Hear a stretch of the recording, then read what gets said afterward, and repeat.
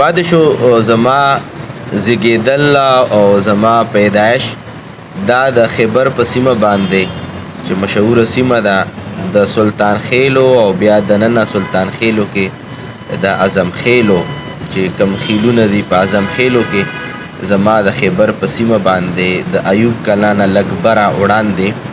د مزرینې په نوم باندې یادېږي. هلته دغه دنیا ته زما زیږېدل شوي دي اور تقریبا 1988 کې زما پیدایش شوی دی او یا لږ مخکې یا لږ وروستو اور داسې یو کورنۍ کې چې هغه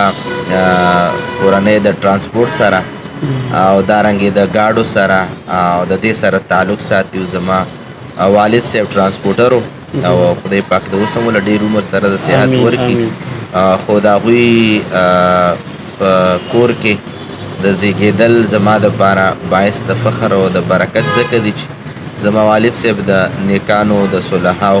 او د خپل علاقې خاص کر د مشایخو ډېر محب او الله کرم دی چې زه یو د ښه پلار